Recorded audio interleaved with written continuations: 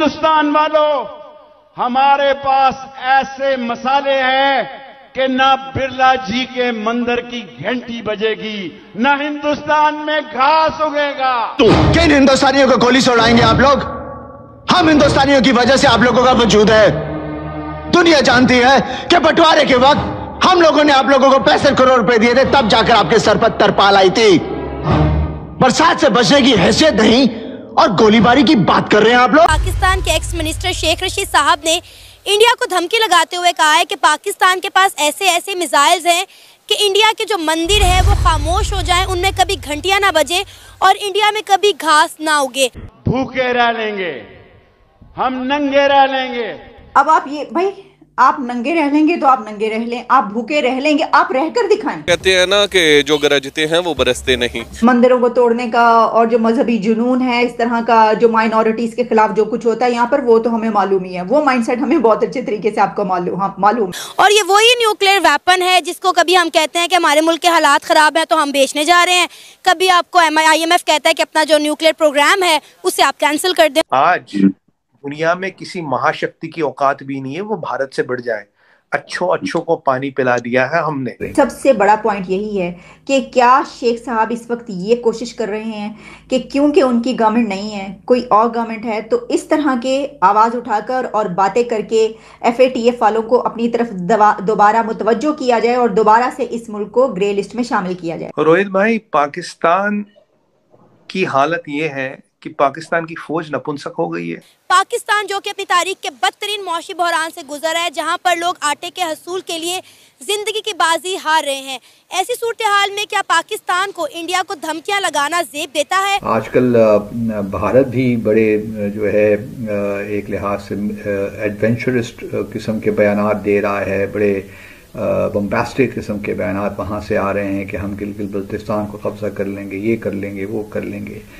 हम नहीं चाहते कि हम पाकिस्तान और भारत के दरमियान बात वहाँ तक पहुँचे जहाँ पाकिस्तान के लिए और कोई रास्ता ना हो और उसको अपने दिफा के लिए, अपने सर्वाइवल के लिए, अपने एग्जिस्टेंस के लिए इन हथियारों को इस्तेमाल करें। ऐसे गैर जिम्मेदाराना बयान देकर आप क्या साबित करना चाह रहे हैं कि हमारे मुल्क के जो पॉलिटिशियंस हैं, जो सियासतदान हैं, वो इतने कम अक्ल हैं कि वो ऐसी बातें कर रहे हैं? तो फिर लोगों का क्या हाल होगा? और जो इस तरह का माइंडसेट है एक्सट्रीमिस्ट, उसका क्या हाल होगा? लोग फिर बाहर ये सोचेंगे। क्या पाकिस्तान ऐसी सूरत हाल में है कि हम इंडिया क्या किसी भी मुल्क को धमका सकें? देखें, पाकिस्तान जो है ना, वो किसी ज़माने में इस सूरत हाल में था। आज से कर लें कि परवेज़ मुशर्रफ के दौर में, उधर से आगे आज इमरान खान के दौर में भी किसी हद तक आप कह सकते हैं। लेकिन अब जो सा करंटली सिचुएशन चल रही है ना, इसमें आप अमेरिका से आ रहा है जनाब जी आपका ये एटॉमिक मिसाइल डिफ्यूज़ करने वाला बंदा, वो आके सारा कुछ चेक करके गया। पहली बार पाकिस्तान के एटॉमिक जो अपने हैं ना न्यूक्लियर जो बेसिस हैं, उनको आके इन्होंने चेक किया है, ठीक है।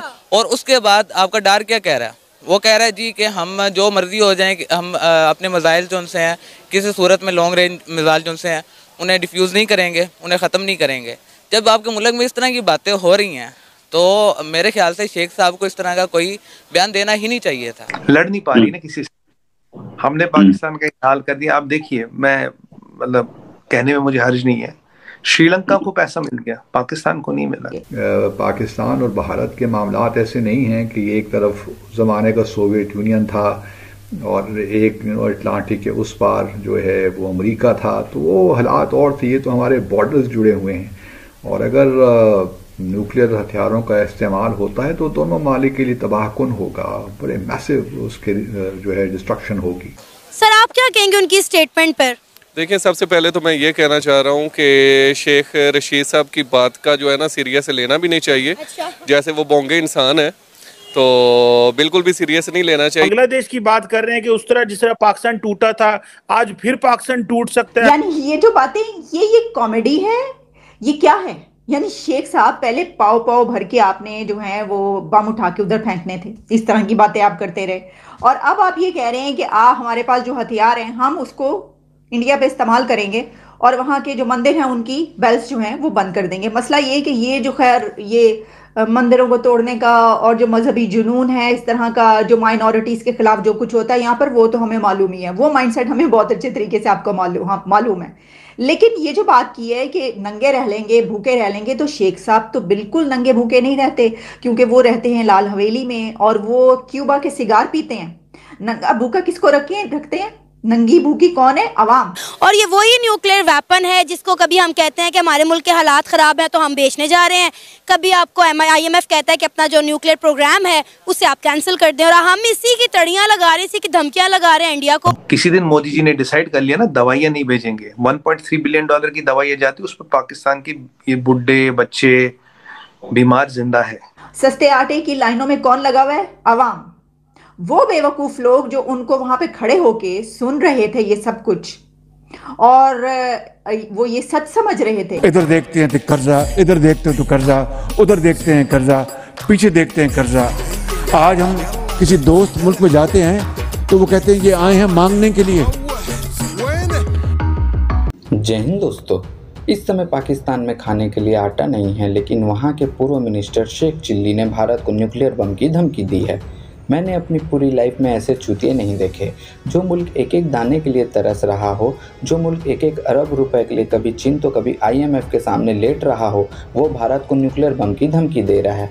अगर न्यूक्लियर वार होती है तो हम तो बच जाएंगे, लेकिन ये पाकिस्तान नामक मुल्क इस दुनिया के नक्शों से हमेशा हमेशा के लिए ख़त्म हो जाएगा। इस पर आपका क्या कहना है? कमेंट करके ज़रूर बताइएगा। जय हिंद दोस्तों।